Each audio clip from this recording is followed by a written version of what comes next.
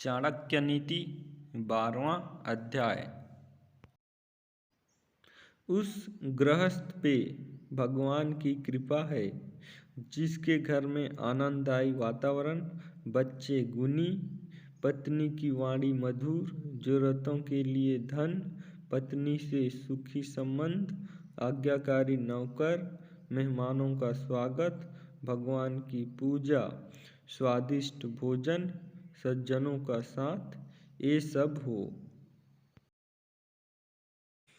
जो एक संकट का सामना करने वाले ब्राह्मण को भक्ति भाव से अल्प दान देता है, उसे बदले में विपुल लाभ होता है।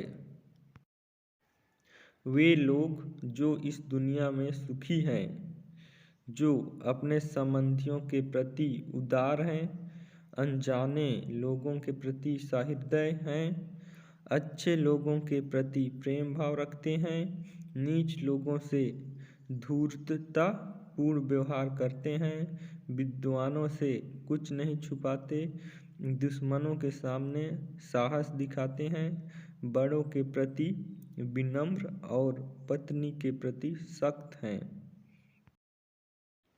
धिक्कार है उन्हें जिन्हें भगवान श्री कृष्ण जो माँ यशोदा के लाडले हैं, उनके चरण कमलों में कोई भक्ति नहीं। मृदंग की ध्वनि धिक्तम धिक्तम करके ऐसे लोगों का धिक्कार करती है। एक दुष्ट के मन में सद्गुणों का उदय हो सकता है यदि वह एक भक्त से सत्संग करता है, लेकिन दुष्ट का संग करने से भक्त दूषित नहीं होता। जमीन पर जो फूल गिरता है उससे धरती सुगंधित होती है, लेकिन पुष्प को धरती की गंध नहीं लगती।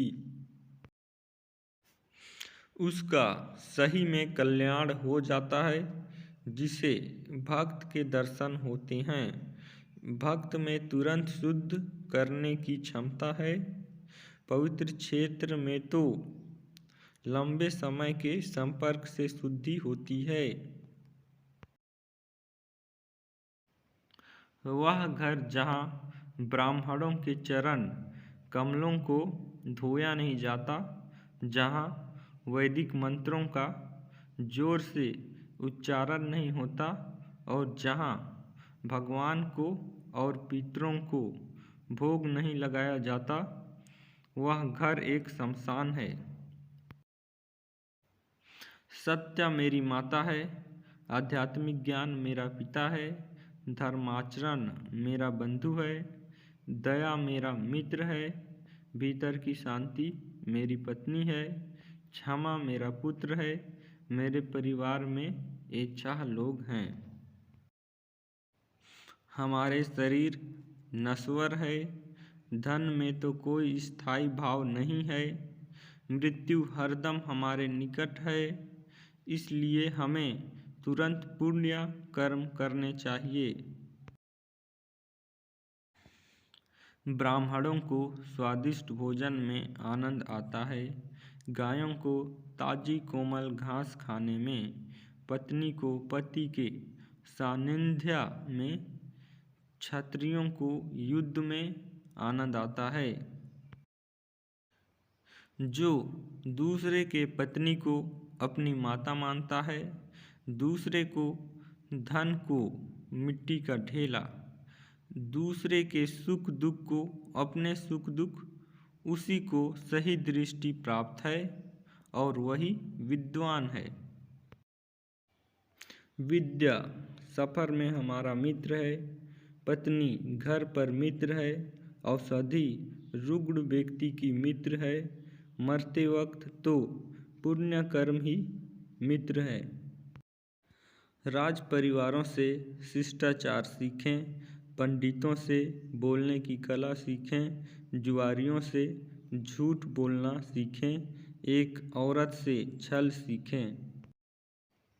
बिना सोचे समझे खर्च करने वाला नटखट बच्चा जिसे अपना घर नहीं पता, झगड़े पर आतुर आदमी, अपनी पत्नी को दुर्लक्षित करने वाला, जो अपने आचरण पर ध्यान नहीं देता है, ये सब लोग जल्दी ही बर्बाद हो जाएंगे।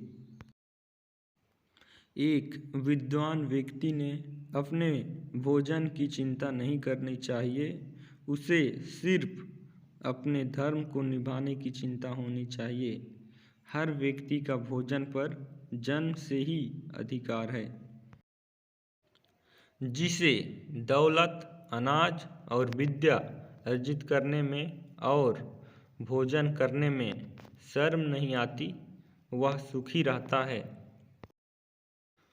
बूंद बूंद से सागर बनता है, इसी तरह बूंद बूंद से ज्ञान, गुण और संपत्ति प्राप्त होते हैं। जो व्यक्ति बुढ़ापे में भी मूर्ख है, वह सचमुच ही मूर्ख है। उसी प्रकार जिस प्रकार इंद्र वरुण का फल कितना भी पके मीठा नहीं होता,